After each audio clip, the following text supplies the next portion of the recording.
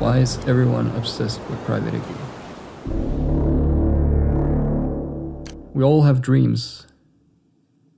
It's what fuels our work. Unfortunately, for a lot of people, those dreams gets buried away over time. Perhaps you ended up in a job that you might not even enjoy, but it pays the bills. Perhaps you ended up on a path that made your parents happy. I've done the same in an attempt to fit in, and even at times, to survive. The thing is that your happiness doesn't belong to others, and your work has to make sense to you. When I first discovered private equity, I thought this cannot be real. You're telling me that instead of building a business from scratch, I can quote-unquote just buy an existing business that is already profitable. It changed my perspective on business forever.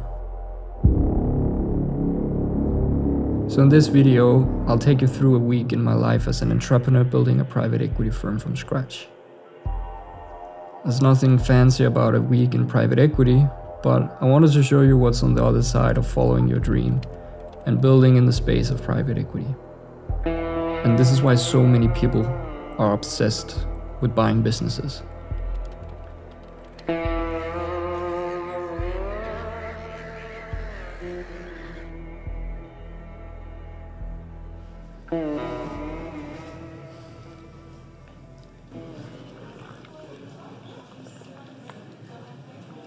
Building a business from scratch doesn't look very glamorous, at least not until you have some evidence of success.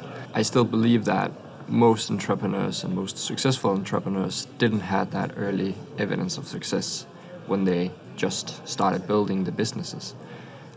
They just had a very clear vision and they believed in it. And they believed in it even when nobody else believed in it. And I think that is essentially the stage I'm at right now with Clearline. So I haven't bought a business in the UK yet, and I am documenting all of it here on YouTube, which most people seem to think is quite crazy. We've given 2 offers to 2 different types of businesses. So one is in direct construction, and the other one is sort of somewhat touching construction. So it's an engineering company. One is in Ireland, one is in central London, actually. Both doing around 2 million EBITDA. One has a lot of revenue, so around 30 million pounds in revenue, and the other has around 7 million euro, because it's in Ireland, revenue or turnover, depending on where you're watching from. So quite interesting businesses. We gave offers to both of them, and we are just awaiting their response, because essentially they have the ball now and they haven't come back.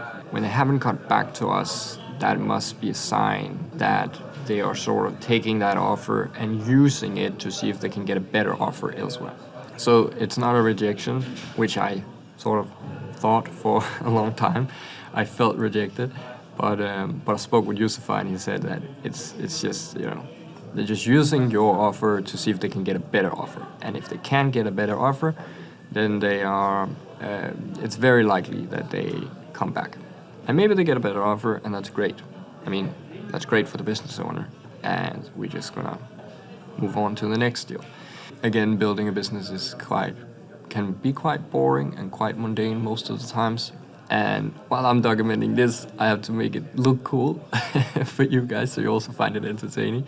But most of the time, it is literally just me sitting here on my laptop or speaking on the phone. It's like, it's not that sexy, but it is what it is, and I try to do my best to sort of make it entertaining. But yeah, let's get some hours in and see if we can find some other businesses while we're waiting. I'm in the city, baby, FaceTime, yeah. And she can barely feel the face down, yeah. She like me fucking with my chains on, yeah. She for this life, better stay now. These days I'm stepping home on now, yeah. Cushion Dior, Louis Vuitton now. I mean, the evidence of success as a receipt to show others, I don't think that really matters, because you don't need other people's approval. And yeah, I think it's a sort of an exercise in trying to accept that you don't have to fit in.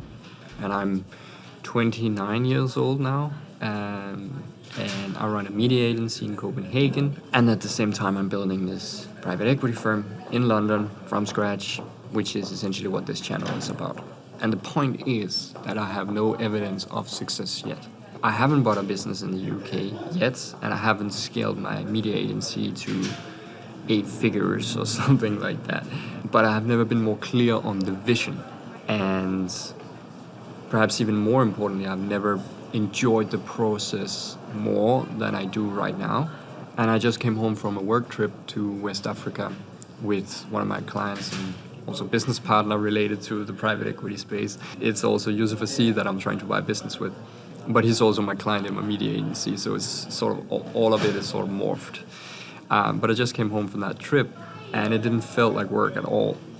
Not a single time did it feel like work. It just felt like everything was sort of business relationships, friendships, and even client relationships get sort of morphed and just turns into life. I'm never really going to work, and I'm never really leaving work. It's just life. It's just one thing, and it's just constant. And I love that. And I guess if success, at least in the creative space, is doing what you love to do and do more of what you love to do, I think I'm highly successful. But unfortunately for me, success within the space of PE, private equity, is sort of measured in money. So let's try to buy a business. So I'm going through some of the companies available here. So in the beginning, if you watch some of the previous vlogs that I did on this channel, I was like calling brokers and stuff like that, and it looked really cool.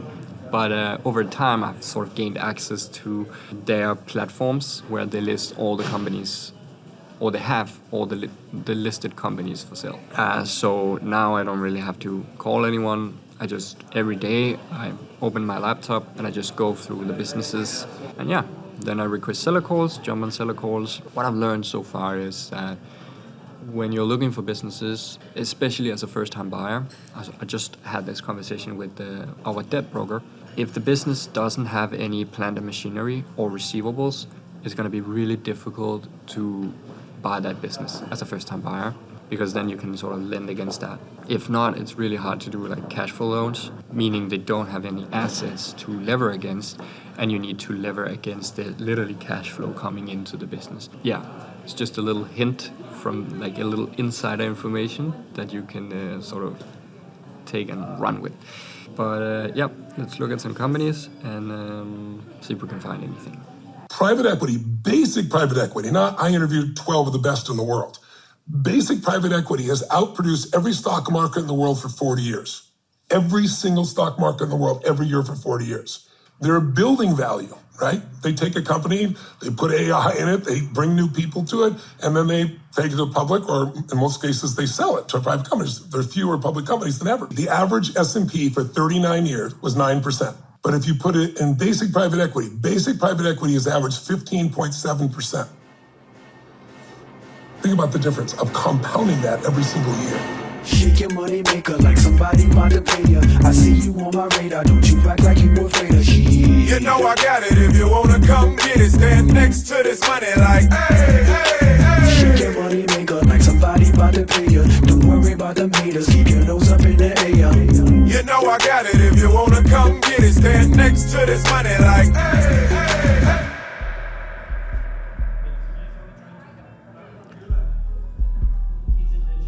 I guess my life didn't really turn out as expected in my 20s. I generally think that it turned out even better, but only once I realized that my happiness belongs to me and nobody else. I know it sounds cringe, but I have to just follow my instinct and explore, getting crystal clear on the vision, and I think that takes time.